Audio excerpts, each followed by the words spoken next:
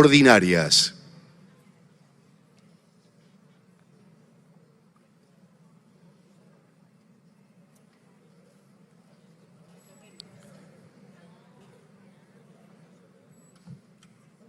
Se encuentra escoltado el vehículo oficial por el Regimiento de Granaderos a Caballo, General Don José de San Martín, el que fuera creado en el año 1812 y designado escolta presidencial un 15 de julio del año 1907.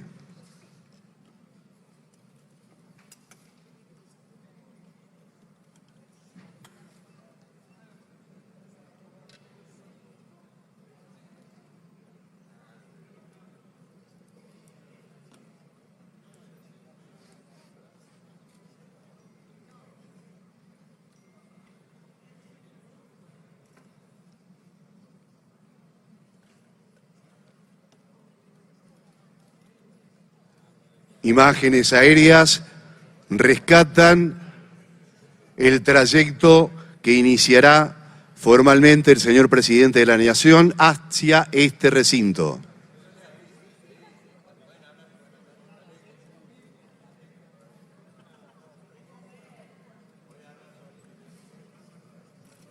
El desplazamiento de cámara se acerca hasta el vehículo oficial que traslada al señor presidente de la Nación.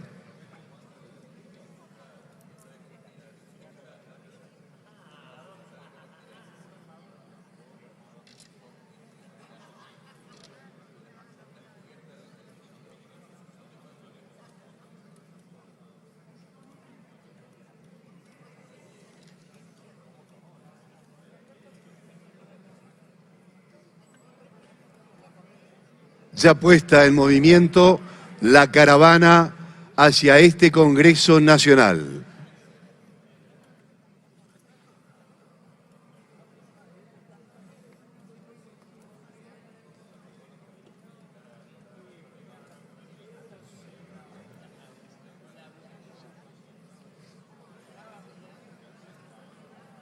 Hoy, con motivo de la apertura del 143º período de sesiones ordinarias del Honorable Congreso de la Nación, el discurso que el presidente dirigirá a ambas cámaras, diputados y senadores y a todo el país, en esta noche se hará en el marco de una asamblea legislativa en la Cámara de Diputados, según lo establecido en el artículo 99, atribuciones del Poder Ejecutivo, inciso 8 de nuestra Constitución Nacional.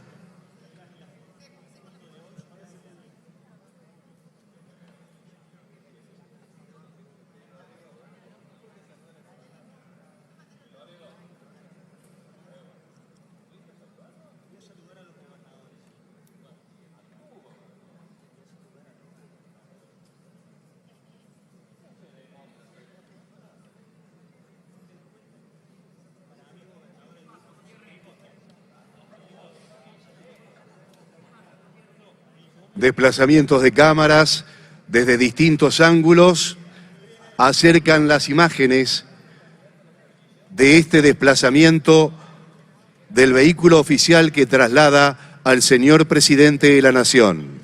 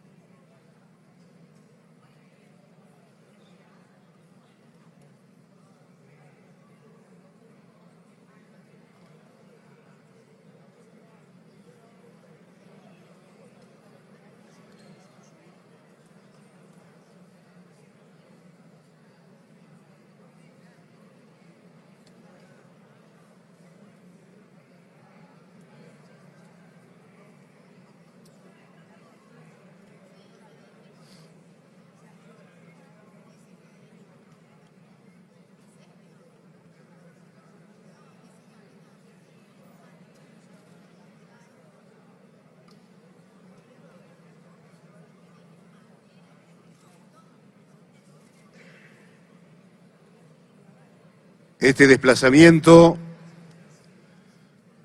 se hace en el marco de un acompañamiento musical de la fanfarria del Regimiento de Granaderos a Caballo.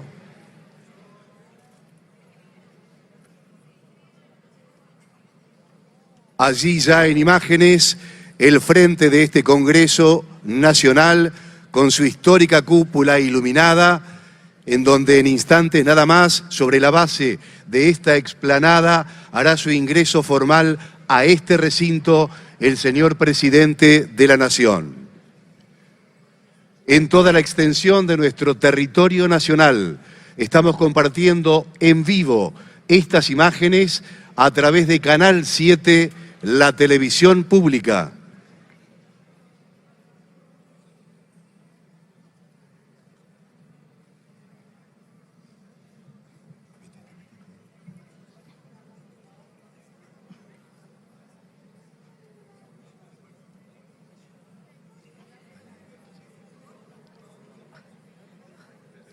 Hace su arribo al Honorable Congreso de la Nación el señor Presidente de la República Argentina, doctor Javier Milei.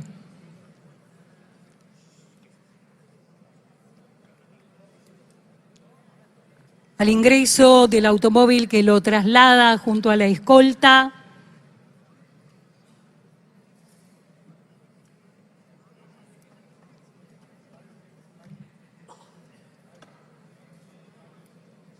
en la explanada del Congreso Nacional, el primer mandatario argentino recibe el saludo de trompa del Regimiento de Granaderos a Caballo General José de San Martín.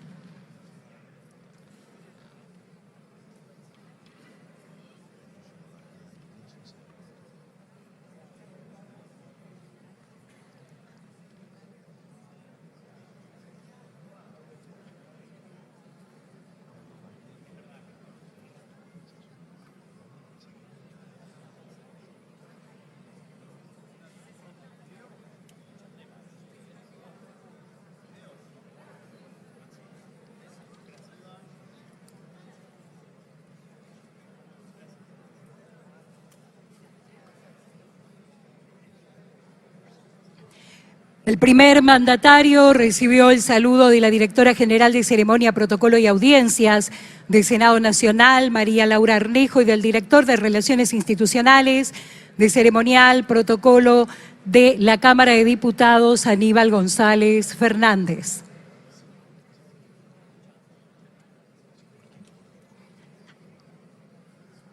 Ya en el interior entonces de este Congreso Nacional y rumbo al recinto, se encuentra el señor Presidente de la Nación, quien formalizará los actos de salutación.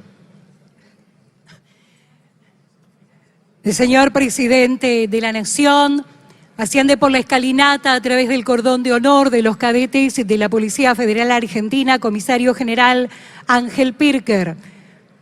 Recibe el saludo de la Vicepresidenta de la República y Presidente del Senado, doctora Victoria Villarruel, del Presidente de la Honorable Cámara de Diputados, el doctor Martín Menem, y el Presidente Provisional del Senado, contador Bartolomé Abdala. En el atrio de este Palacio del Congreso Nacional, el Presidente recibe el saludo protocolar de la Comisión de Exterior, compuesta por los senadores nacionales Vilma Bedia, Víctor Zimmerman, María Victoria Guala, Sonia Rojas de Cut y Beatriz Ávila, y los diputados nacionales Gabriel Bornorone, José Luis Espert, Cristian Ritondo, Silvana Giudici y Pamela Verazay. El Presidente de la Nación, acompañado por las autoridades de ambas cámaras,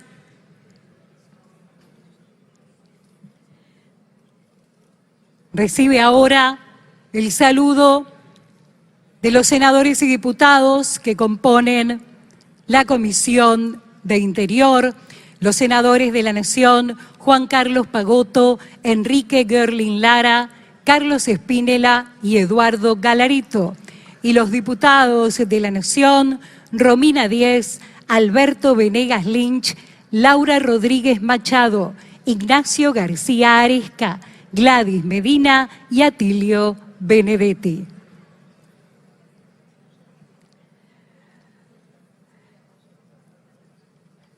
El señor presidente de la República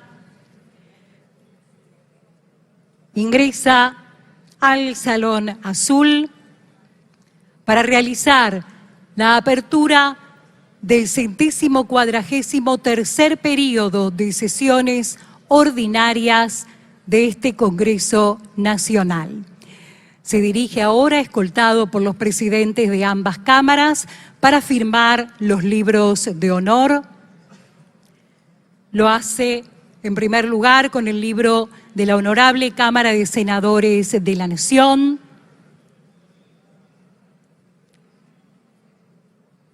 en el cual deja su mensaje personal en la apertura de estas sesiones ordinarias, y ahora hace lo propio en el libro de honor de la Honorable Cámara de Diputados de la Nación. Reiteramos, escoltados por las autoridades de ambas cámaras.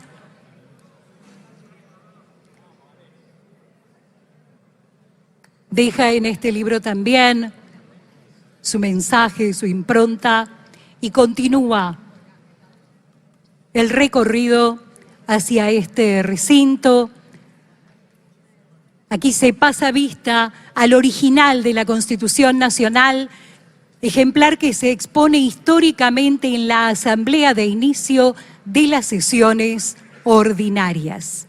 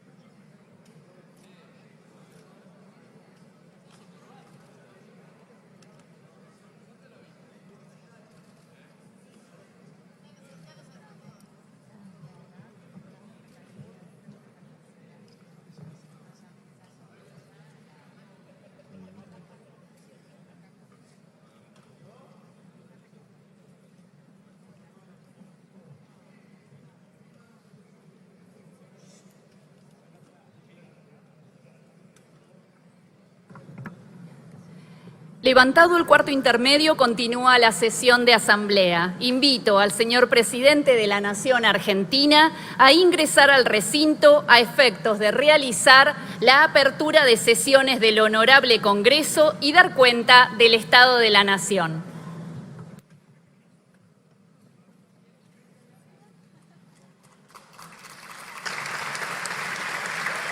En el marco de la 143ª apertura de sesiones ordinarias, ha ingresado a este recinto el señor presidente de la Nación, doctor Javier Milei.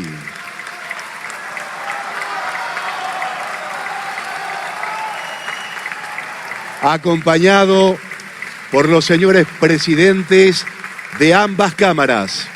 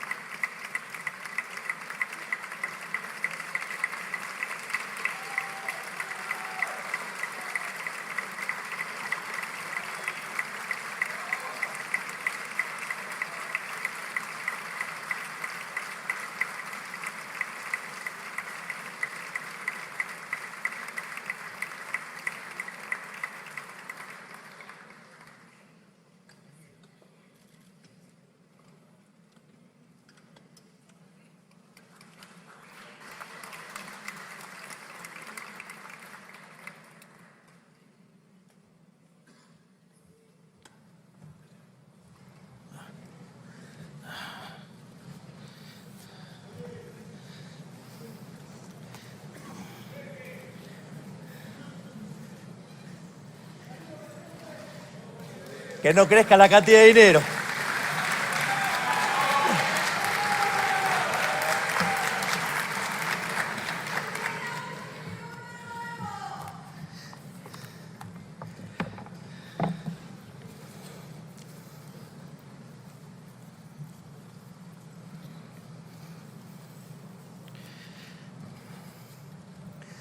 Diputados y senadores del Congreso de la Nación, gobernadores, ministros de la Corte Suprema de Justicia, embajadores, estimados miembros del Gabinete Nacional y a todos los argentinos que nos están escuchando desde sus hogares, buenas noches. Hoy estamos aquí reunidos, como establece la Constitución Nacional en su artículo 99, para dar cuenta del Estado de la Nación y así dar inicio a un nuevo periodo legislativo. Debo decir que miro hacia atrás a lo que fue nuestro primer discurso del Estado de la Nación e indudablemente podemos afirmar que hoy el país es radicalmente distinto a lo que era hace tan solo un año. Pero antes de hacer un balance acerca de lo que ha sido este primer año de gestión de la nueva administración, quiero hacer una breve reflexión. Probablemente la sociedad argentina sea una de las más familiarizadas con la frustración política de la historia moderna. Para sintetizar esta idea en un número impalpable, somos un país en donde la pobreza se multiplicó por 10 entre 1974 y fines de 2023. Para tener una idea, desde la década del 70 hasta acá, el mundo bajó la pobreza del 50% al 10%.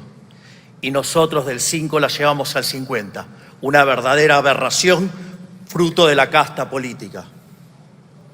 Eso quiere decir que la única experiencia que tuvieron los argentinos a lo largo de la mayoría de sus vidas fue una senda de deterioro de su poder adquisitivo, una larga agonía con pequeños intervalos de crecimiento, rápidamente frustrado por brutos masazos de realidad.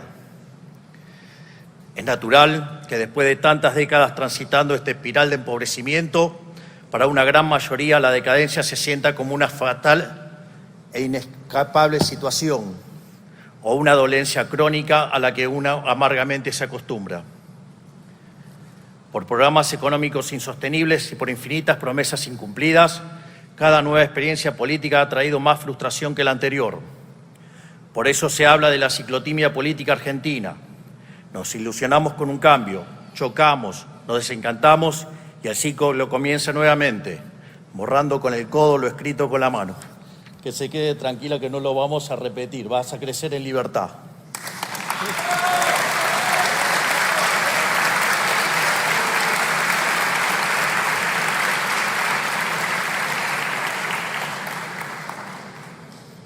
No es casualidad que escuchemos constantemente, no te ilusiones, es en vano, o Argentina siempre va a defraudar.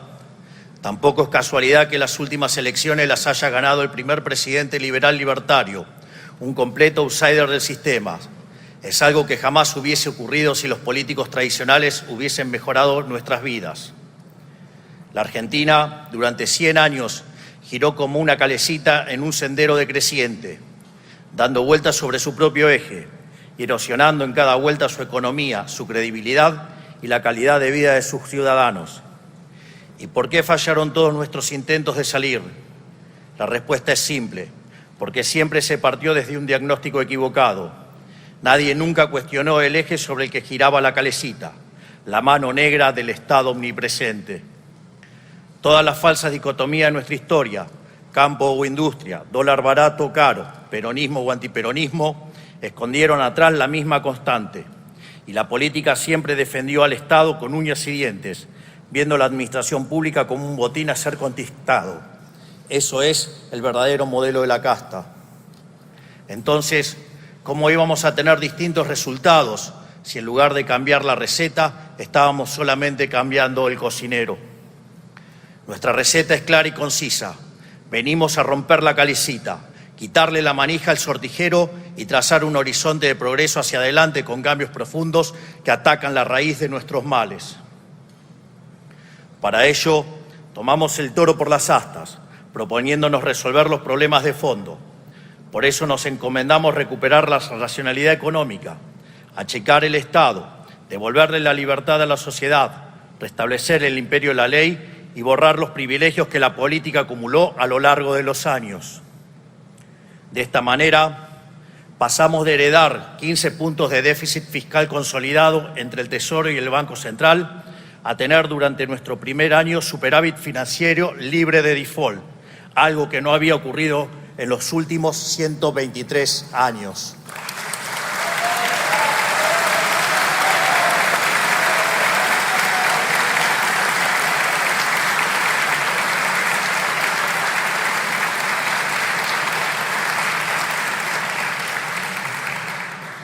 En paralelo a la disciplina fiscal, le aplicamos un torniquete a la emisión monetaria y gracias a estas dos anclas hemos reducido la inflación de una manera sin precedentes, incluso a una velocidad más rápida que la propia convertibilidad, que hasta el día de hoy era el programa de estabilización más exitoso de nuestra historia.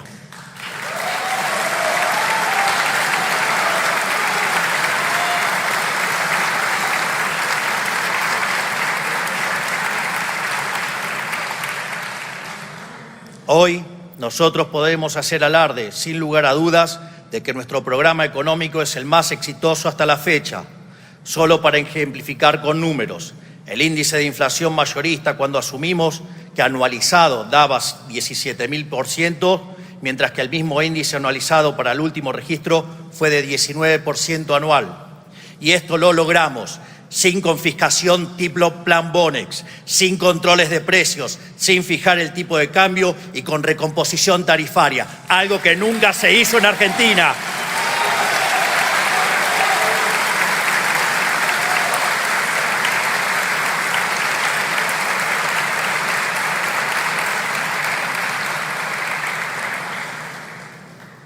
Gracias a quitarle a la política el poder de regular los precios a su antojo, logramos solucionar problemas de desabastecimiento de sectores claves como el de los combustibles y pudimos corregir el enorme problema de precios relativos que nos dejaron.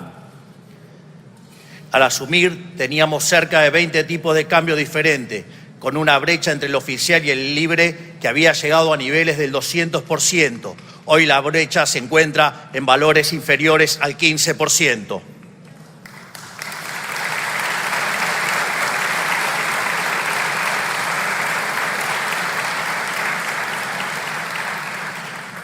Pasamos de una economía donde las cuotas habían dejado de existir a una economía donde existen créditos hipotecarios a 30 años. Es decir, pasamos de hablar de hiperinflación a hablar de estabilidad a largo plazo.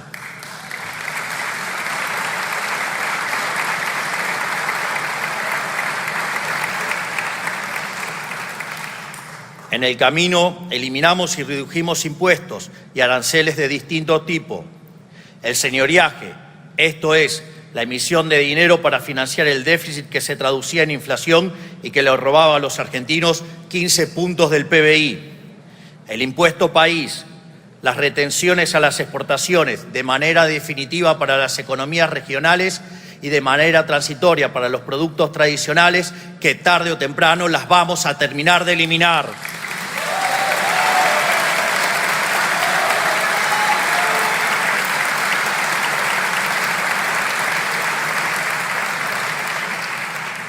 También eliminamos el impuesto a las transferencias inmuebles, actualizamos los montos de ganancia para autónomos, actualizamos los montos del monotributo, redujimos bienes personales y realizamos el blanqueo de capitales más exitoso de la historia, pese a que los agoreros decían que iba a ser un fracaso.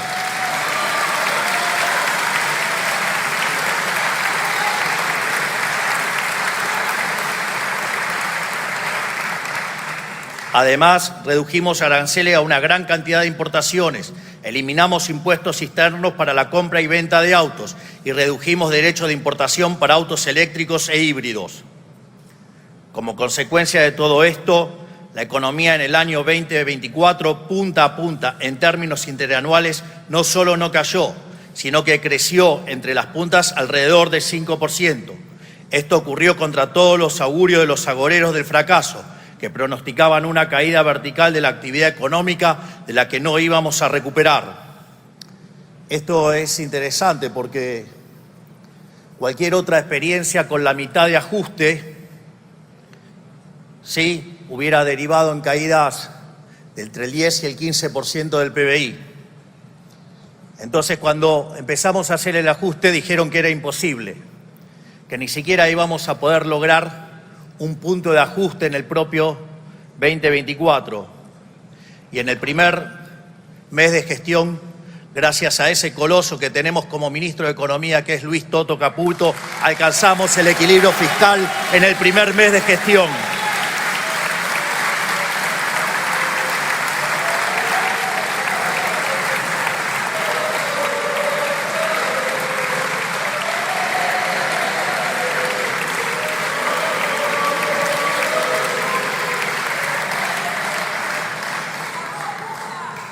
Después dijeron que era transitorio, que no lo íbamos a poder sostener. Y cuando con el correr de los meses veían que el equilibrio fiscal seguía, empezaron que igual no íbamos a poder bajar la inflación, que se iba a estacionar en el 30 y bajó, que se iba a estacionar en el 20 y bajó, que se iba a estacionar en el 8 y bajó, que se iba a estacionalizar en el 4 y bajó, y seguimos haciendo que la inflación baje.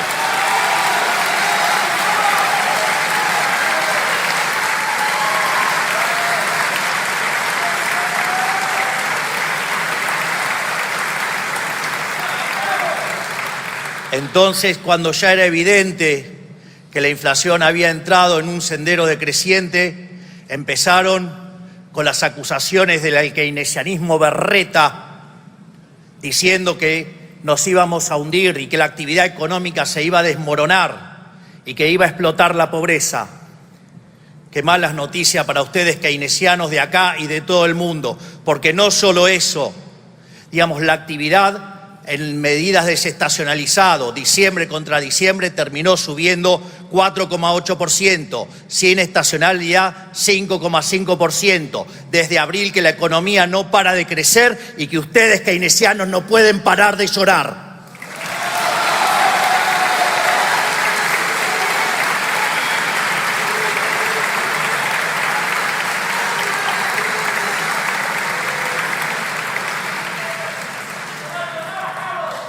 Cuando hablaban de caídas sin final, de la L y de la pipita de Nike suave, fue en B corta, aunque les duela a los del Frente para la Victoria, no sé cómo se llamen ahora, la Unión por la Plata, no sé.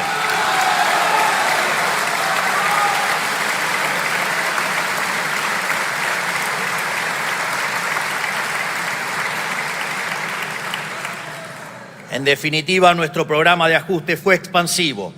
Fue expansivo porque, tal como dijimos durante la campaña, la gran mayoría del ajuste recayó sobre el sector público y no sobre el sector privado, al que le devolvimos cerca de 15 puntos del PBI al eliminar el déficit fiscal. Y además le devolvimos 5 puntos adicionales, dado el crecimiento económico entre diciembre 23 y diciembre 24. Fruto de ello es que observamos cómo la pobreza en la frecuencia mensual medida por la Universidad Torcuato Di Tella, que metodológicamente es similar a la de SED, la de la UCA y el propio Ministerio de Capital Humano o el INDEC en una frecuencia semestral, bajó del 56% al 33%, que en cantidad de habitantes se traduce en 10 millones de personas que salieron de la línea de la pobreza.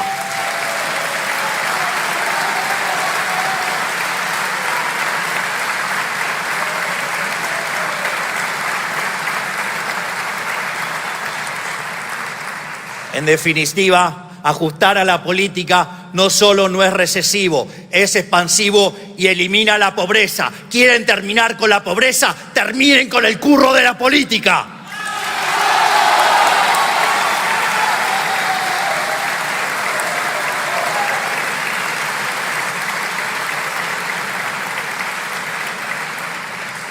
Esta caída de la pobreza se vio impulsada por la baja de la inflación, el aumento sostenido de los salarios reales y las jubilaciones, y el aumento de la AUH en términos reales y del plan alimentar, dado que para nosotros la reconstrucción argentina debe hacerse con todos adentro, en serio, no en discursos.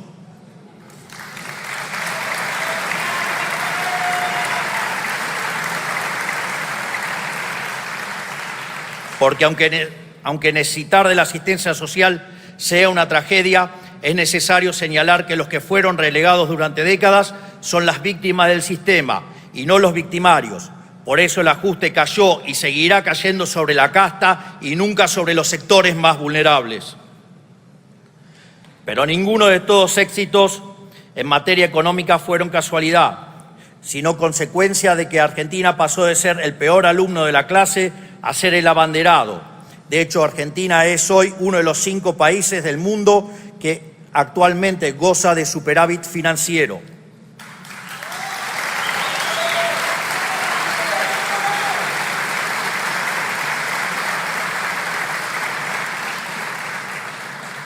Eso explica también que los vaivenes históricos del prime time televisivo no redunden en cimbronazos económicos para decepción de políticos mezquinos y mandriles. Cuando los fundamentos del programa se mantienen, el ruido de la coyuntura no es otra cosa que eso, solo ruido. Al mismo tiempo, nos propusimos achicar el Estado de manera absoluta. Así fue como cerramos más de 200 áreas del Poder Ejecutivo con funciones duplicadas u obsoletas y echamos a más de 40.000 empleados públicos cuyos sueldos cargaban sobre las ya castigadas espaldas del sector privado. Para ver la ridiculez del Estado presente y las aberraciones que hicieron para estafar a los argentinos con el Estado, tomé uno de los tantos ejemplos que tenemos para contar, que es, por ejemplo, el de la agencia de viajes. Entonces teníamos dirección de agencia de viajes. Además teníamos dirección de control de agencia de viajes. Y además teníamos dirección de registro de agencia de viajes. Un escándalo, todo armado para estafar a los argentinos de bien en favor de la casta política.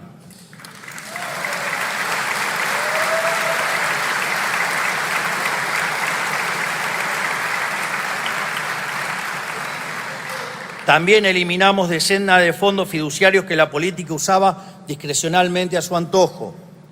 Eliminamos cajas de militancia como el INCA, el INADI, el Ministerio de la Mujer y TELAM. Y volvimos superioritarias empresas emblemáticas de la militancia deficitaria, como Aerolíneas Argentinas, AISA, Intercambio y ENARSA, entre otras, mientras empezamos a dar los primeros pasos para la privatización de todas las empresas públicas, porque entendemos que el Estado no está para reemplazar al empresario.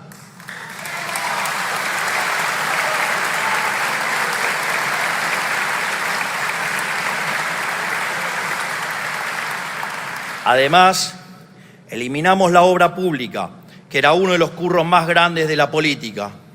Y aquí también quiero dejar en claro una de las grandes falacias y mentiras de la política para con la gente, cuando dicen esa mentira de que la obra pública genera trabajo. Le digo a los argentinos de bien que eso es falso. Es falso. Porque las obras públicas hay que financiarlas y se financian con impuestos, ya sea impuestos explícitos o con emisión monetaria que deriva después en el impuesto inflacionario o con deuda, esa inmoralidad que castiga a las generaciones futuras.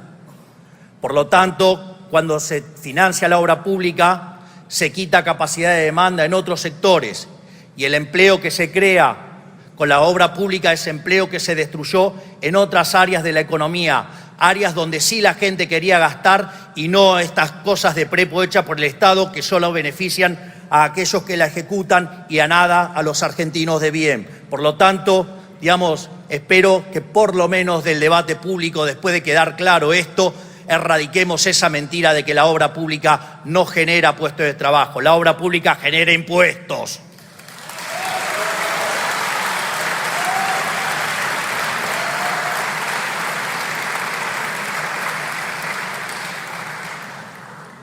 También eliminamos por completo la publicidad oficial, instrumento del que se valía la casta para opinar políticamente y difundir sus mentiras en los medios.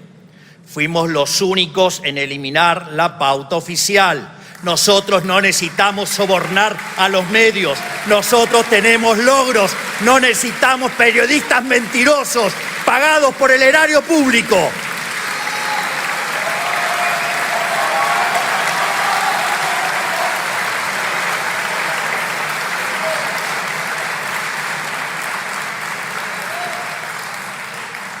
Le quitamos potestades ridículas al Estado que nunca se le debieron haber concedido. Durante nuestro primer año de gestión, entre el DNU 7023, la ley base y el proceso de regulación más grande de la historia, hemos concentrado alrededor y concretado 1.700 reformas estructurales, eliminando regulaciones que cercenaban libertades comerciales y económicas y le ponían palos en la rueda al gran motor productivo de nuestro país, que es el sector privado. Acá también quiero hacer un ejemplo que ese maravilloso y superlativo ministro que tengo, que es el ministro de Regulación, el doctor Federico Sturzenegger,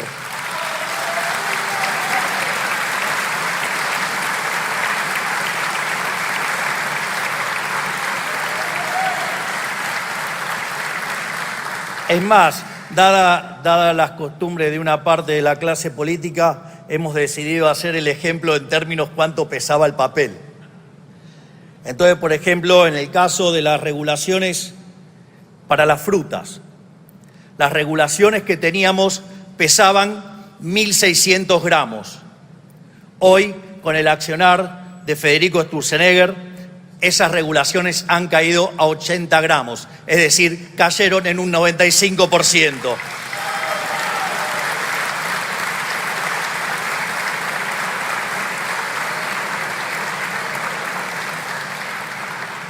Creo que casi no hace falta que lo diga, pero ese correlato entre lo que pesaban las regulaciones tenía otro correlato en otro tipo de papeles, digamos, a veces verdes y a veces europeos, porque entran más en el mismo peso.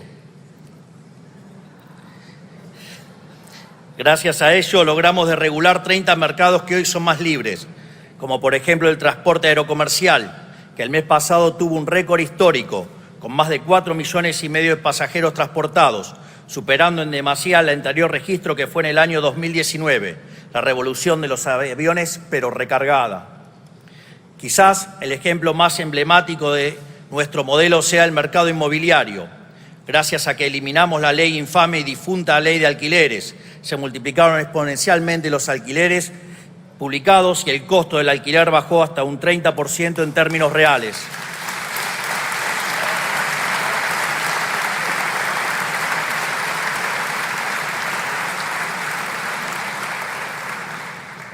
En materia de capital humano, eliminamos el curro de los gerentes de la pobreza, quitándole el poder de extorsión a un grupo de piqueteros sinvergüenzas que obligaban a los más necesitados a marchar por sus propias causas bajo amenaza de robarles la asistencia social.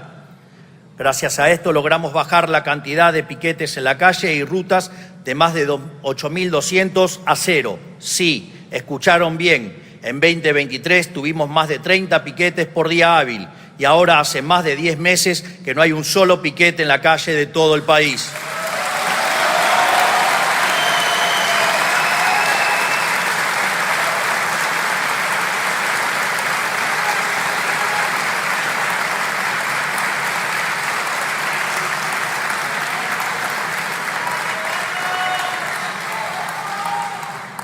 En materia de seguridad nacional, bajo el liderazgo de la doctora Bullrich, durante 2024 vimos el índice de homicidio más bajo de los últimos 25 años, habiéndolo bajado 11 puntos en comparación a 2023, es decir, que tuvimos el índice de homicidios más bajo de Sudamérica.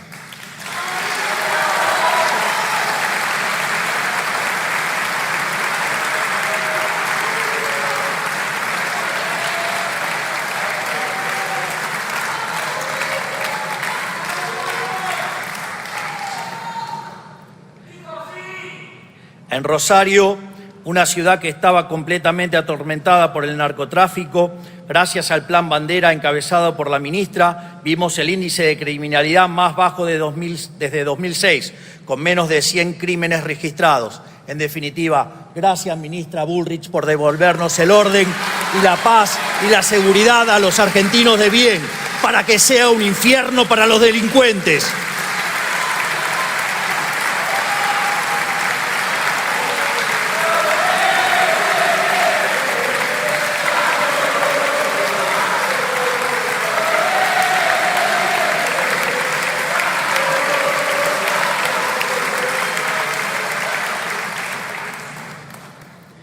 También aprobamos los proyectos de reiterancia y reincidencia, junto a la ley antimafias, para fortalecer un principio universal que durante tanto tiempo estuvo olvidado en estas tierras: el que las hace, las paga.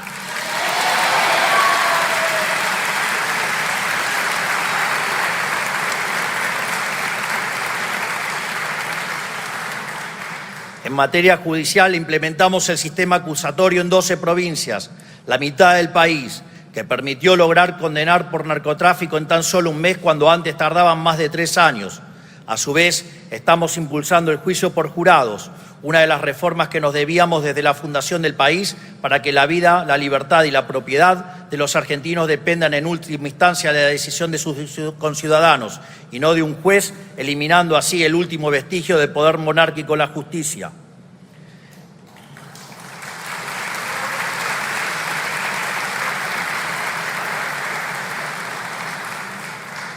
En lo que requiere defensa, estamos reequipando y jerarquizando nuestras Fuerzas Armadas nuevamente después de décadas de olvido y de desprecio hacia ellos. Tan solo esta semana llegó el primero de los 24 F-16 que compró nuestra administración, la adquisición de armamentos más importante de los últimos 40 años.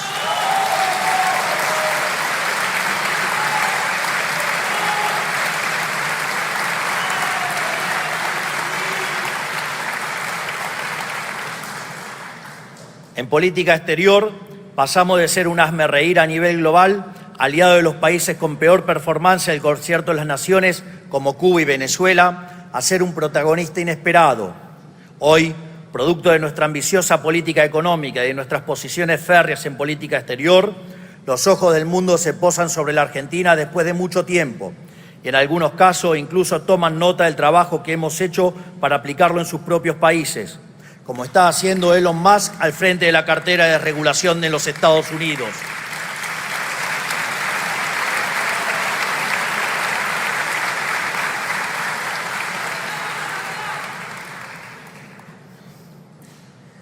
No es menor lo de Elon con la motosierra.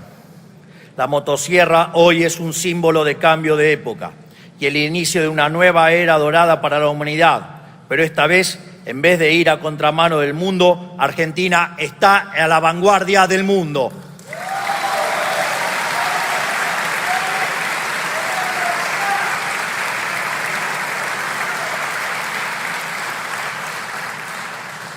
Creo que, haciendo este breve repaso de los miles de cosas que han cambiado en el último año, podemos afirmar de manera inapelable que el Estado de la Nación es hoy mucho más prometedor que el que teníamos hace un año. Durante la campaña presidencial, invitamos a todos los argentinos a juzgarnos por nuestras ideas. Hoy, habiendo transitado poco más de nuestro primer año, lo invitamos a juzgarnos nuevamente, pero esta vez por nuestros resultados.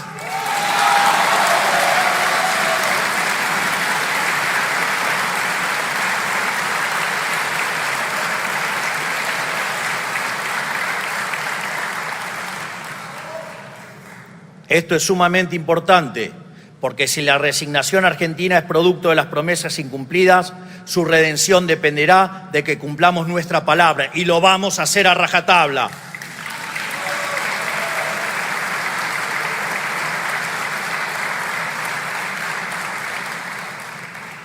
En un relevamiento realizado por el secretario de Comunicación, nuestro vocero, el gran Manuel Adorni,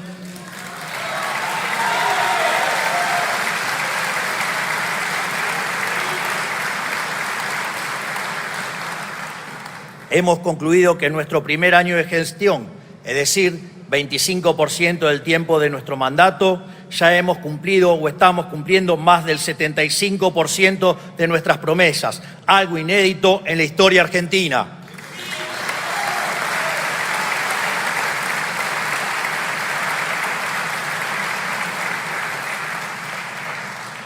Es más, quiero hacer una nota al pie de página sobre esta afirmación, porque no es que estamos cumpliendo porque nuestro programa fuera un programa poco ambicioso. Durante toda la campaña tuvimos el acoso y el hostigamiento que decían que todo lo que proponíamos era imposible. Era súper ambicioso. Nadie creía que podíamos lograr lo que estamos logrando. Y en ese sentido, no solo estamos haciendo cosas que prometimos en campaña, sino que además estamos haciendo muchísimas más cosas que las que prometimos en campaña. Y cuando uno hace esta corrección, llevamos cumplido el 97% de las promesas de campaña en solo un año.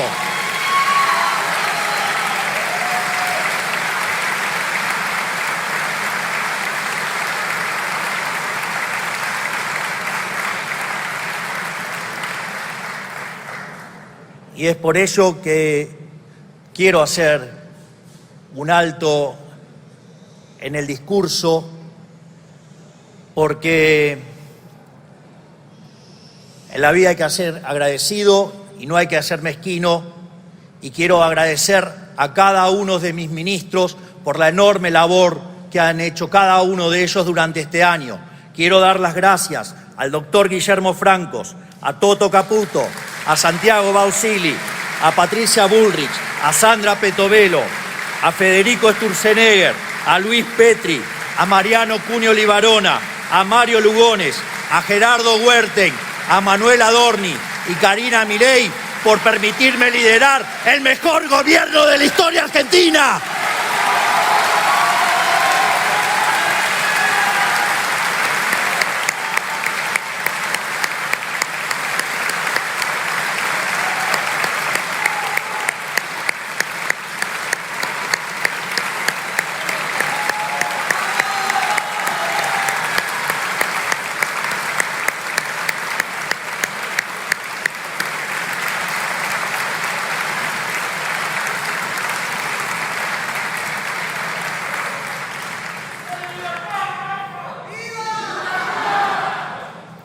Así, antes de nosotros, gracias al modelo empobrecedor de la casta, la Argentina estaba rendida. Era un pordiosero pidiendo limosna al que nadie quería darle ni 3 centavos. Y cada argentino vivía en la angustia permanente de que el valor de su dinero se le fumara de la mano. Hoy, a todas luces, estamos viviendo una nueva realidad, bien distinta a la que veníamos hace un año.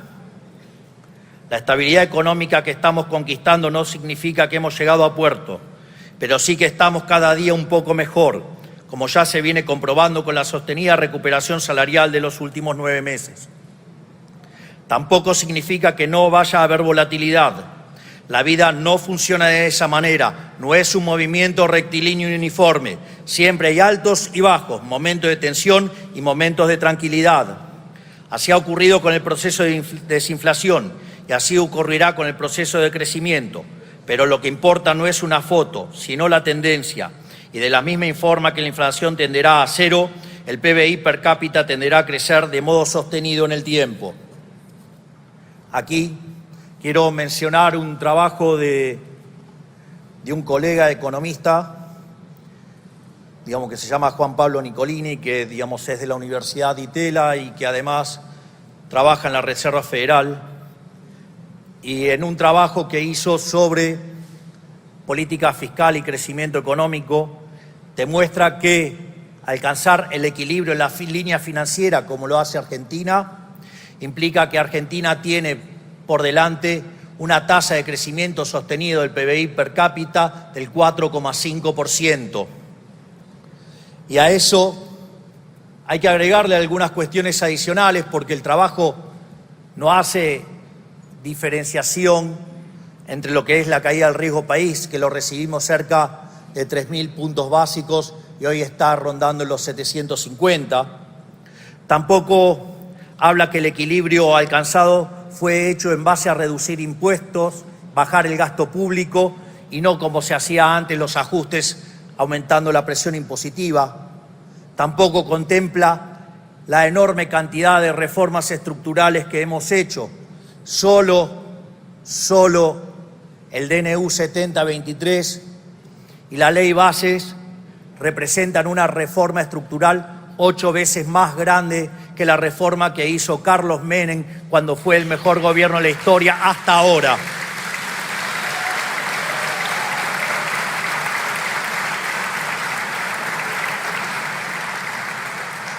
Imagínense si además sumamos las 900 regulaciones que Federico Sturzenegger eliminó en el camino, si sumamos el RIGI y si asumimos también, digamos, que estamos terminando con la distorsión que genera la inflación.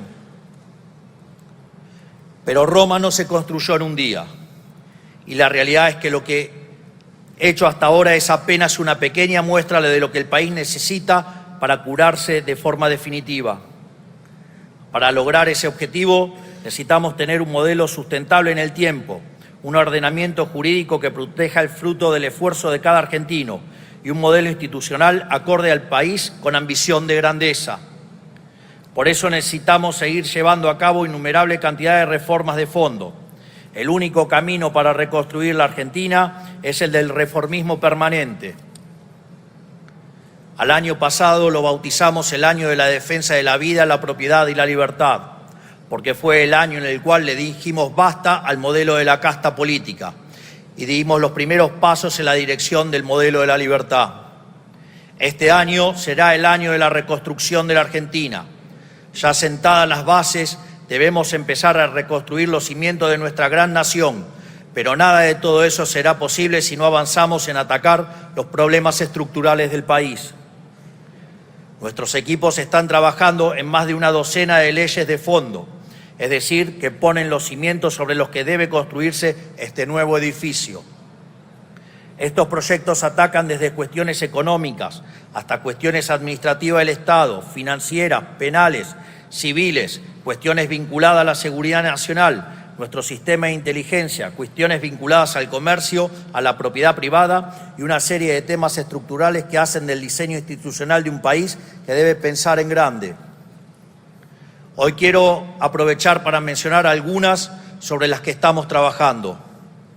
En función de la predisposición de este Congreso, de la dinámica de la campaña electoral que comienza en breve y de la secuencialidad económica necesaria, estas reformas podrán ser abordadas o bien durante este periodo legislativo o las abordaremos a partir del 11 de diciembre de este mismo año.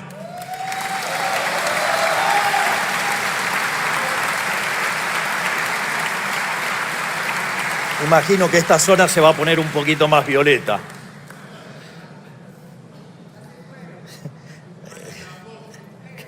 Sí. Y decanta.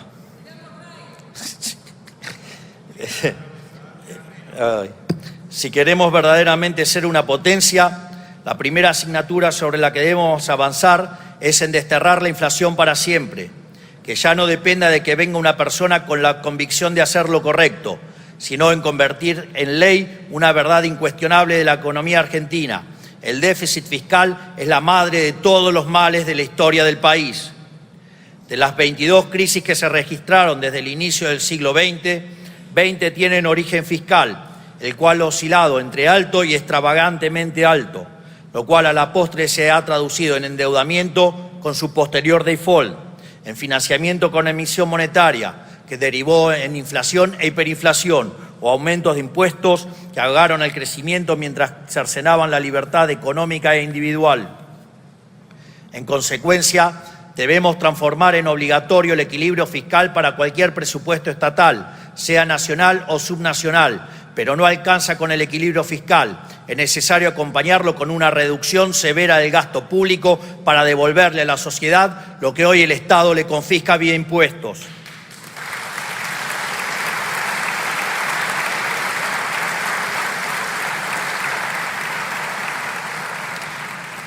Por eso debemos establecer también una meta fiscal para que en el 2027 el gasto público consolidado de Argentina sea de 25 puntos del PBI como máximo, tal como nos comprometimos todos en el Pacto de Mayo, donde tanto el Estado Nacional como las provincias y los municipios tendrán que cumplir su parte. Porque cuanto menor sea el tamaño del Estado, habrá mayor libertad económica, mayor crecimiento económico, mayor ingreso per cápita y, por ende, menos pobres en la Argentina. Es decir, el verdadero trade-off es entre si estamos dispuestos a aceptar más gasto público para tener más pobres. Yo prefiero achicar el Estado y que haya menos pobres en la Argentina.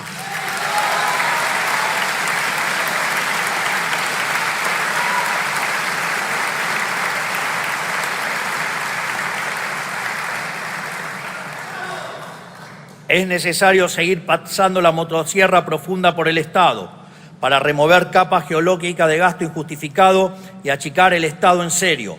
La motosierra no es solo un programa de gobierno, es una política de Estado que seguirá durante años y no parará hasta que no encuentre el final del Estado en el largo plazo.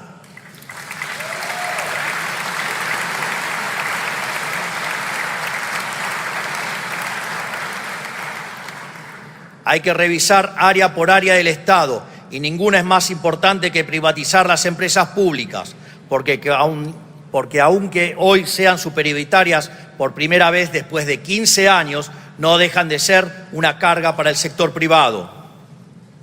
Si bien la Ley Bases y el DNU 7023 incluyeron elementos fundamentales para dar los primeros pasos en reformar el mundo del trabajo, necesitamos profundizar este camino. El régimen laboral que impera desde hace 50 años quedó completamente obsoleto y hoy lo único que hace es proteger con beneficios a las pocas personas que van quedando en el sector formal mientras expulsa cada año a millones a la informalidad. Este es el principal motivo por el que el empleo privado formal no crece desde hace casi 15 años.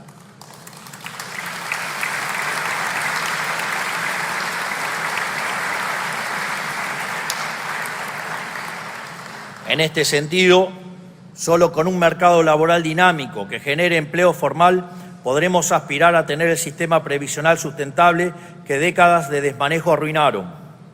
También es imperativo llevar a cabo una reforma impositiva estructural para así reducir en un 90% la cantidad de impuestos nacionales y pasar a tener únicamente 6 impuestos, terminando con el infierno logístico que implica tributar en Argentina.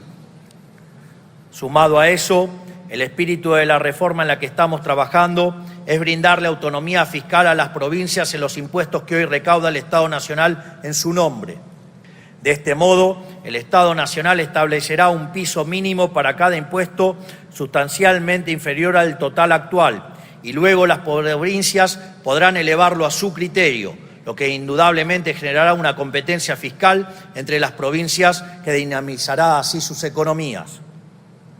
Del mismo modo, necesitamos devolverle a los argentinos la libertad de comerciar con quienes deseen, para que bienes y servicios ingresen al mercado local y así cada uno pueda comprar libremente productos de mejor calidad a mejor precio. Durante décadas, bajo la premisa de proteger un puñado de puestos de trabajo, se le encareció deliberadamente el costo de vida a millones de argentinos, en muchos casos forzándolos incluso a adquirir bienes de dudosa calidad a precios completamente distorsionados. No es justo que solo quienes pueden pagarse un viaje al exterior puedan comprar lo que deseen a precio internacional. Tiene que ser para todos.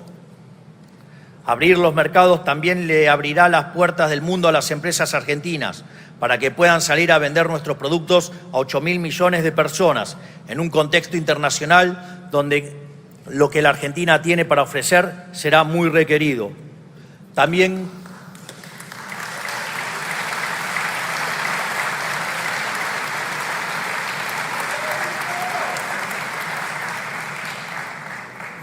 quiero acá terminar con otra falacia con la que nos han estado mintiendo por casi 100 años y que es el tema de la industria infante, un infante que por lo menos tiene 90 años ya, o digamos de proteger la industria X porque genera puestos de trabajo.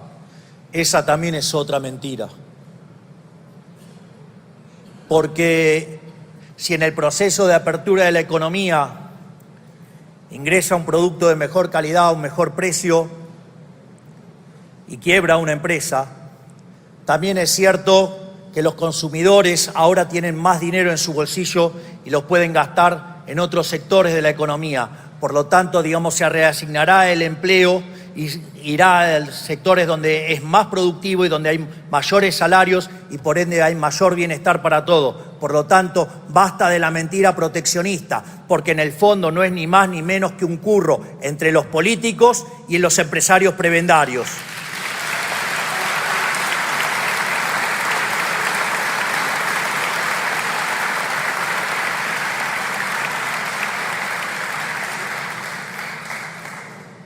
El primer paso en este sendero es la oportunidad histórica que tenemos para entablar un acuerdo comercial con Estados Unidos.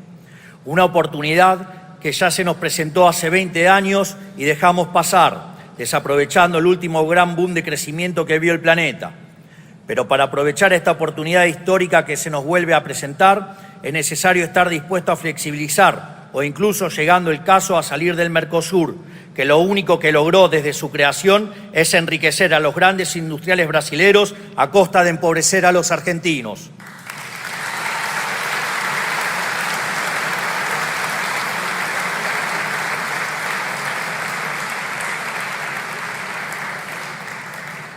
Pero hace falta ir aún más profundo, restableciendo la inviolabilidad de la propiedad privada, para lo cual hace falta descender al subsuelo de las leyes, los códigos civil y comercial y procesal civil y comercial. Urge devolverle la libertad de asociación a todos los argentinos, reduciendo las prerrogativas de Estado y aumentando las de cada ciudadano. Es inadmisible que los individuos no tengan derecho a pactar acuerdos libremente entre sí sin la intromisión de cualquier juez de poca monta, cuyo capricho a menudo está aparejado de ataduras políticas o económicas. Aquí es donde se juega la famosa seguridad jurídica por la cual la política reclama hace años, pero por la que nunca hizo nada. Esto se resuelve con un código civil y comercial claro e impermeable a la interpretación maliciosa de cualquier juzgado. Además, el orden público y la vida social en paz deben volver a ser la regla y no la excepción en la Argentina. Actualmente tenemos un sistema judicial y un código penal repleto de grietas por los que se coló el virus del antipunitivismo, que además de estar moralmente mal, demostró su estrepitoso fracaso. Lo vimos esta semana en la trágica noticia del asesinato de Kim Gómez, una nena de tan solo 7 años que fue brutalmente asesinada. Quiero expresar mis condolencias para con su familia y asegurarles que tienen el compromiso de este presidente para luchar incansablemente contra el flagelo de la inseguridad.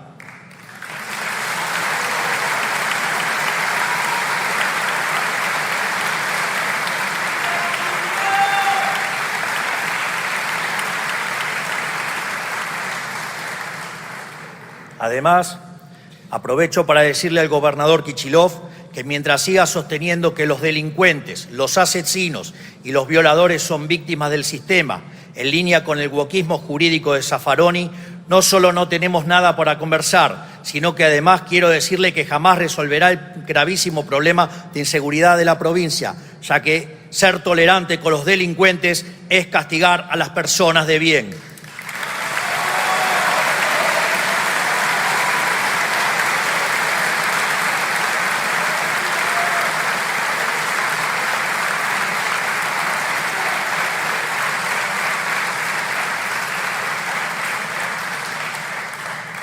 Si quiere resolver el problema, tiene 2 alternativas: abandonar esa visión abolicionista y castigar a los criminales, o correrse del camino y dejarnos resolver el problema nosotros, porque si hay algo que caracteriza a este gobierno nacional es que no nos tiembla el pulso y los problemas los arreglamos en serio.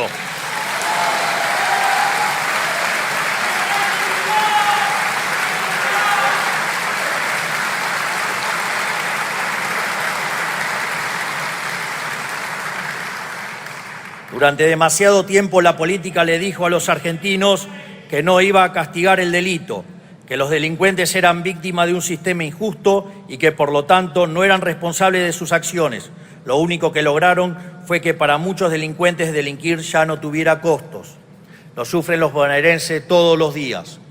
Pues bien, con los proyectos de reiterancia y reincidencia del gobierno aprobado por este Congreso, terminaremos finalmente con la puerta giratoria en la Argentina.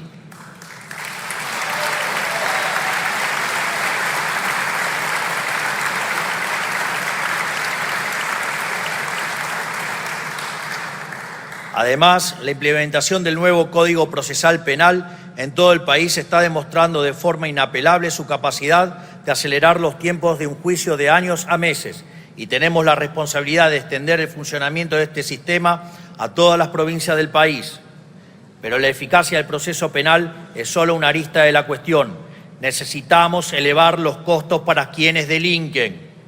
Por eso necesitamos aprobar la ley de baja de la edad de imputabilidad, para que quienes son lo suficientemente conscientes para cometer crímenes de adultos paguen las consecuencias de sus actos como adultos.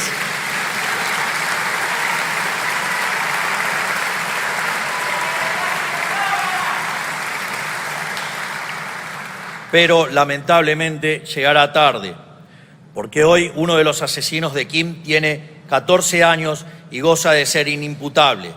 No se lo puede juzgar, y el otro criminal cometió delitos siendo menor de 16 años, lo cual significa que con nuestra ley de imputabilidad no hubiera estado libre en un principio. Necesitamos bajar la edad de imputabilidad, y no solo eso, necesitamos también agravar todas las penas del Código Penal. Sí, todas las penas del Código Penal.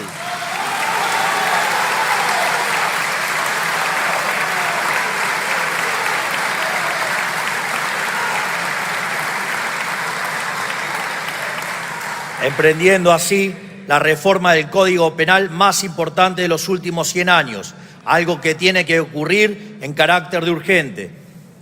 Pero el problema no se limita al crimen ordinario. El narcotráfico y el terrorismo representan un peligro claro y presente para los argentinos. Desde las ciudades tomadas por el narco hasta la tragedia de la familia Vivas, todos los días nos recuerdan que los argentinos necesitamos instrumentos para luchar contra quienes quieren atentar contra nuestras vidas. No tendremos piedad con el crimen organizado ni con el terrorismo. Para ello, la flamante ley antimafia nos permitirá meternos sin la intermediación de gobiernos locales en las madrigueras del narcotráfico. Además, estamos trabajando en una ley de seguridad nacional que le provea herramientas al Estado Nacional, a nuestro servicio de inteligencia y a nuestras fuerzas para perseguir a quienes quieren atentar contra la vida de los argentinos.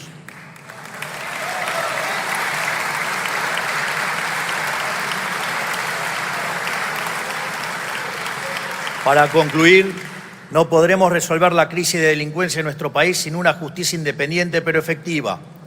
Y la justicia no va a funcionar correctamente hasta que la política se decida a dejar de politizar los nombramientos de los jueces, fiscales y defensores públicos. En esa línea, nosotros tenemos la intención de avanzar en el envío de los pliegos de todos los cargos vacantes de la justicia federal, incluidos el procurador general, el defensor general, el defensor del pueblo, todos los juzgados federales, todas las fiscalías y todos los defensores públicos que hoy faltan designar, que son alrededor del 40% de los magistrados de la justicia federal.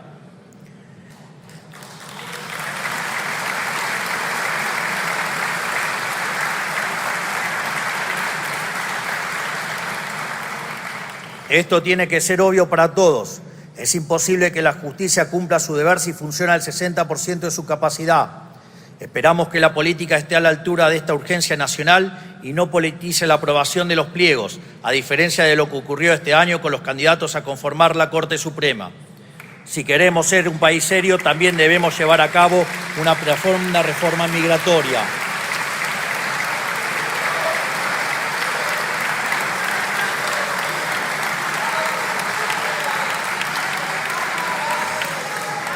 Léela, Manes, te va a hacer bien. Supuestamente vos entendés cómo funciona el cerebro y parece que no aprendiste nada. Léela bien.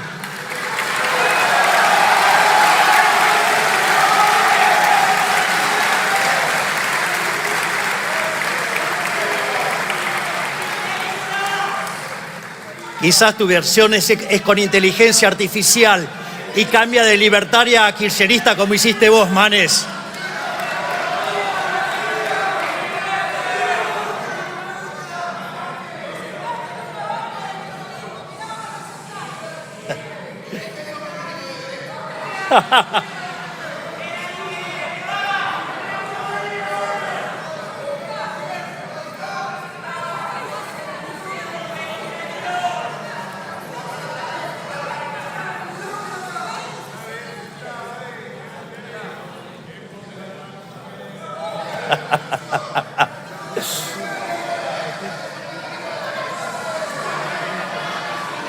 Manes, te falta mucha teoría política. No podés confundir. Les pido un silencio, por favor, mientras habla el presidente de la Nación. Muchas gracias. Te falta mucha lectura, Manes.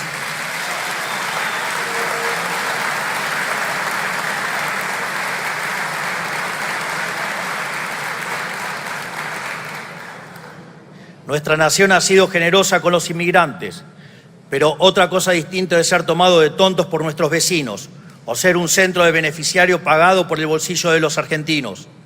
Queremos que aquellos extranjeros que estén de forma transitoria o temporaria en nuestro país tengan que pagar los servicios que utilizan.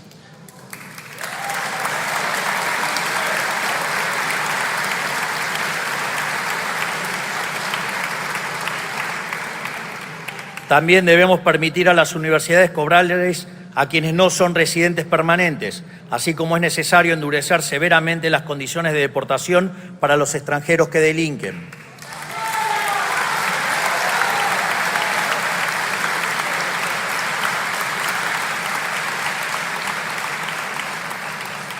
Es lo que hace cualquier país que se hace valer. Y si esto necesita algún tipo de justificación, es porque a lo largo del último siglo se ha vuelto costumbre la falta de respeto al pagador de impuestos. Por otra parte, tenemos que recuperar el imperio de la igualdad ante la ley, terminando con este sistema de cupos de distinto tipo que impone desde a quién emplear hasta a quién votar. Hemos llegado al punto en el que hay cupos hasta para emplear gente en medios de comunicación o para la programación de artistas en un festival. Con la supuesta justificación de proteger a ciertos grupos percibidos como oprimidos, hemos perjudicado injustamente a los demás, vulnerando la igualdad ante la ley que consagra nuestra Constitución.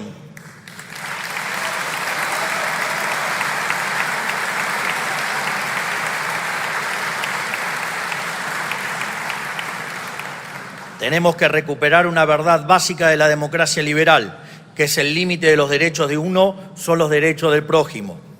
Estos son unos pocos de los tantos proyectos de reforma de fondo en los que estamos trabajando y en los que avanzaremos en la medida que la dinámica política y la secuencialidad económica lo requieran.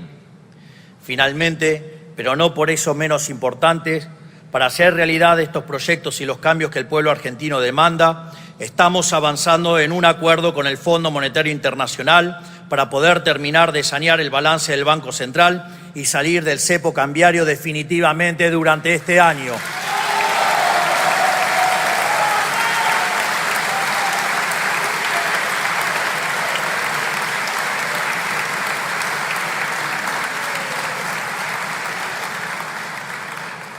Llevamos décadas con la mochila de déficit fiscal y endeudamiento, que se agravó porque durante toda la historia argentina, en lugar de enfrentar el problema fiscal, los distintos gobiernos eligieron endeudarse, ya sea con el mercado, con organismos multilaterales de crédito o con el propio Banco Central a cambio de emisión de dinero. Por eso, hoy, gracias a la solvencia de nuestro programa económico, estamos en condiciones de emprender este nuevo acuerdo sin aumentar nuestra deuda bruta. Para que se entienda la dimensión del problema monetario que arrastramos desde el inicio de nuestra gestión y para que se entienda también que estamos buscando con este nuevo acuerdo, es importante describir brevemente el problema. El Banco Central, como todo agente de la economía, tiene un balance patrimonial, cuya identidad contable señala que el patrimonio neto del mismo viene dado por la diferencia entre sus activos y pasivos. En cuanto a los activos del Banco Central, los mismos se componen de reservas internacionales y títulos públicos emitidos por el Gobierno Nacional. En cuanto al pasivo, en el mismo se encuentra la base monetaria, esto es, el dinero emitido que está en manos de los ciudadanos y los bancos en formato de encaje, y la deuda remunerado, lo que antes se llamaba LEVAX, luego LELIX, después PASES.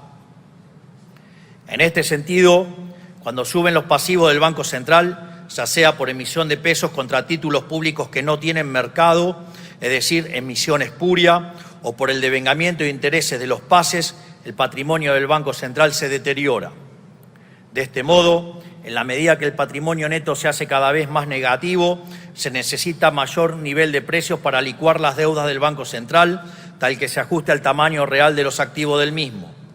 En este sentido, en la medida que el Tesoro se financia colocando títulos sin valor en el Banco Central, el nivel de precios de largo plazo es más alto y con ello mayor la tasa de inflación en el presente.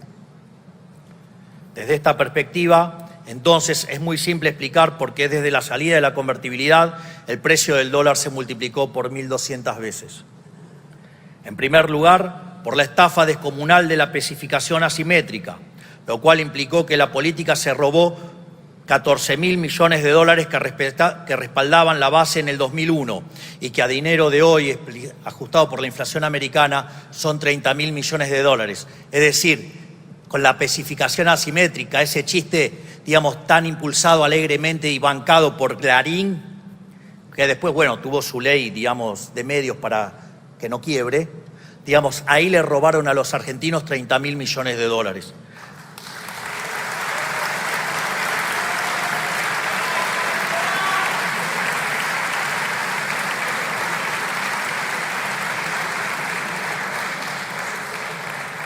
La segunda estafa fue el Fondo del Bicentenario, cuando por el capricho electoral de Cristina Fernández de Kirchner se extrajeron del Banco Central 10.000 millones de dólares, que a dinero de hoy serían 15.000 millones de dólares. O sea, ahí le robaron al Banco Central 15.000 millones de dólares, que en el fondo se lo robaron a todos los argentinos vía impuesto inflacionario. Sin embargo, el saqueo de los políticos por medio del Banco Central no se acaba con esas dos estafas monumentales, sino que a eso hay que sumar los 25.000 millones de dólares futuros en el 2015 y los 40.000 millones de las IRAs en el 2023. Esto significa que en los últimos 25 años la política vía el Banco Central le robó a los argentinos 110.000 millones de dólares. Vengan ahora a hablar de estafa piramidal, dale.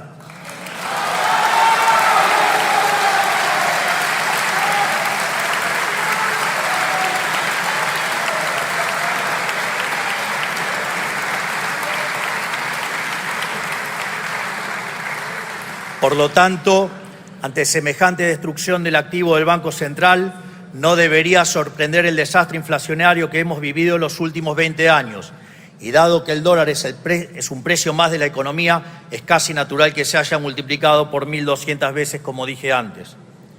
En función de ello, nosotros hemos cortado con el déficit fiscal y el cuasifiscal, por lo que el BCRA ya no volvió a estafar a los argentinos con emisión de dinero, ni para el Tesoro ni para los intereses de los pasivos remunerados, ya que de hecho la base monetaria amplia permanece constante desde mediados del año pasado. Así como lo escuchan, la base monetaria amplia no crece desde mediados del año pasado.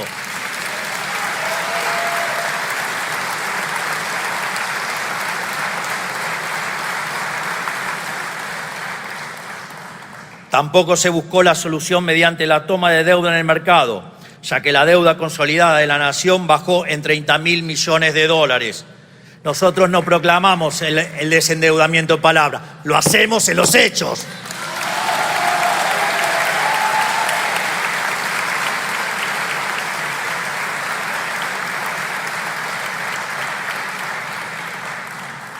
Por lo tanto, el presente acuerdo con el FMI lo que busca es restaurar el activo del Banco Central y con ello su patrimonio, para que de este modo la inflación sea solo un mal recuerdo del pasado. Así, el dinero que ingrese del FMI, el Tesoro lo utilizará para cancelar parte de su deuda con el Banco Central.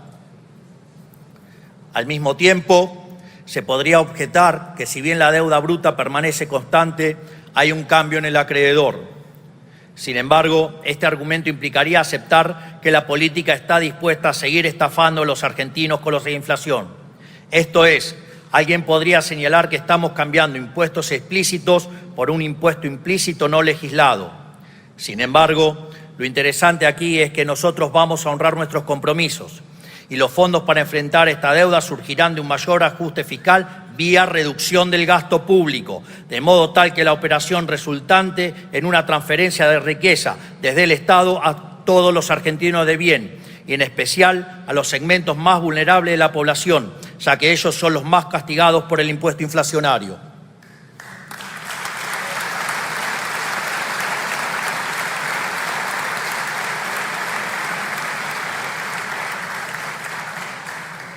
A su vez, dada la importancia estratégica que tiene este acuerdo para la Argentina, quiero anunciarles que en los próximos días le pediré al Congreso que apoye al Gobierno en este nuevo acuerdo con el Fondo Monetario Internacional.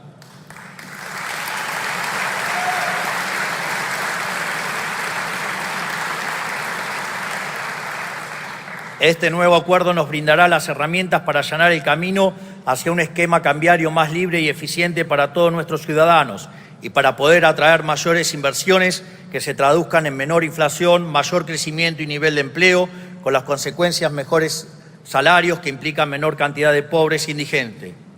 Quiero ser claro con una cosa. Nosotros vamos a resolver el problema que todos los gobiernos anteriores causaron con el déficit fiscal y su financiamiento.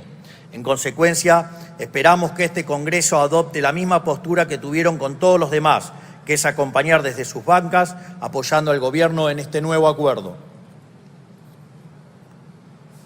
En definitiva, como verán, si bien hemos colocado los cimientos del cambio, aún tenemos que poner ladrillo sobre ladrillo para reconstruir este edificio abatido que es nuestra nación. Y dado los vientos de cambio que soplan, estamos ante una oportunidad histórica. Muchos la han calificado tal vez como nuestra última oportunidad. Como expuse aquí mismo hace exactamente un año cuando los invité a firmar el Pacto de Mayo, mi preferencia sería que abordemos esta oportunidad histórica de reconstrucción en unidad, con todos los sectores de la política y la sociedad empujando en la misma dirección. Todavía sueño con que este cambio de rumbo puede ser la oportunidad para comenzar un ciclo de unidad nacional que nos exceda como generación, como ocurrió, digamos, en la primer parte del siglo XIX, y que dentro de 100 años, cuando escriban de esta época, puedan referirse a nosotros como la generación del 20 que cambió a la Argentina.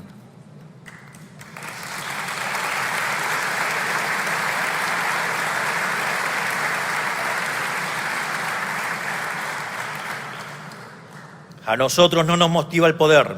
Somos el primer caso en la democracia moderna que entra al año electoral sin hacer política económica teñida por el ciclo político. Porque no tenemos una ambición de poder, lo único que tenemos es una ambición reformista. Y queremos darle la oportunidad a este Congreso para acompañarnos en el ambicioso proceso que hemos emprendido. Así podrían quizás recomponer su relación con la sociedad que hoy parece irremediablemente rota. Espero que tomen esta invitación por lo que es, una chance para participar de la tabula rasa que siempre hemos predicado y creemos necesaria para la reconstrucción nacional. Pero si fueran a declinarla, francamente, no nos sorprendería. Este Congreso ya demostró una y otra vez que entre ustedes y los argentinos, algunos no tienen problema de elegirse siempre a ustedes, en especial los que no vinieron.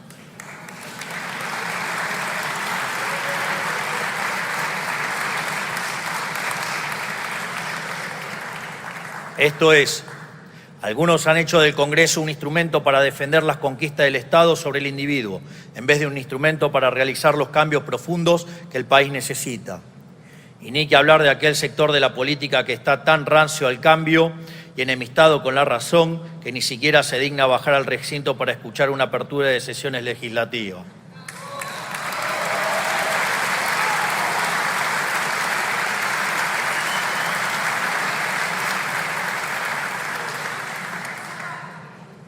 Pero si dudan aún acerca de nuestra vocación de cambio, recuerden lo que pasó el último año.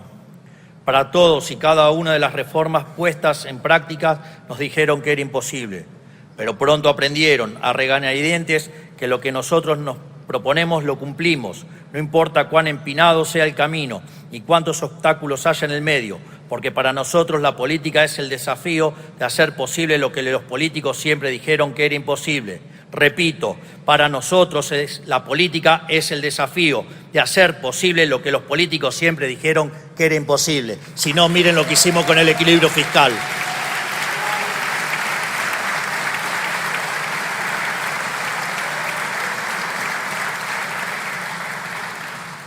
Por eso, si este Congreso eligiera no acompañar de forma mayoritaria al Gobierno Nacional en esta propuesta que les extiendo, sepan que eso no detendrá el proceso de cambio que el pueblo argentino nos encomendó. Lo vamos a hacer solo, lo vamos a hacer a nuestra manera, pero tarde o temprano lo vamos a hacer, librando la batalla que haya a librar en todos los frentes para lograrlo.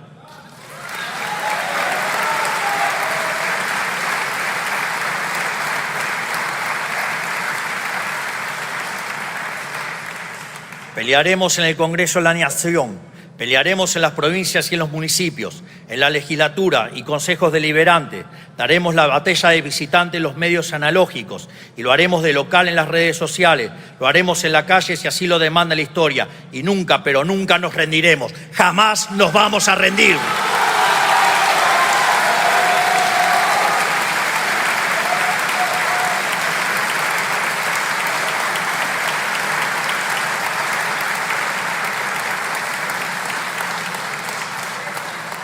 Y aunque les cueste entenderlo y se resistan, vamos a hacer a la Argentina grande nuevamente.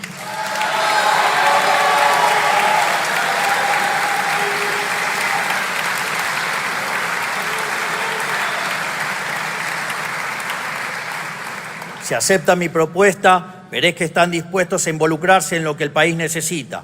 Caso contrario, habrán demostrado que el único camino para cambiar el país es cambiar este Congreso. Por todo lo expuesto, queda claro que estamos ante una disyuntiva. ¿Queremos seguir aplicando las mismas recetas fallidas que nos llevaron al borde del precipicio o queremos salir adelante? Solo hay una forma de hacerlo, hacer de una vez por todas lo que corresponde. Yo me niego a creer que lo mejor de este país ya pasó. Al contrario, estoy convencido de que lo que mejor está por venir. Ahora la elección está en sus manos y los ojos del pueblo argentino están sobre todos ustedes. De esta manera, quedan inauguradas las 143ª sesiones ordinarias de nuestro Congreso de la Nación.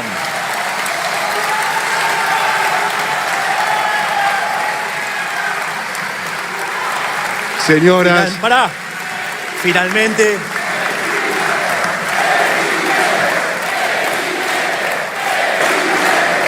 habiéndose cumplido el objetivo de esta solemne asamblea, queda levantada la misma. Perdón. digo, no te apures. Perfecto, perdón. En definitiva, que Dios bendiga a los argentinos, que las fuerzas del cielo nos acompañen y ¡viva la libertad, carajo! ¡Viva la libertad, carajo! ¡Viva la libertad, carajo! Habiéndose cumplido el objetivo de esta solemne asamblea, queda levantada la misma. señoras y señores, han sido las palabras del señor presidente de la Nación, doctor Javier Milei.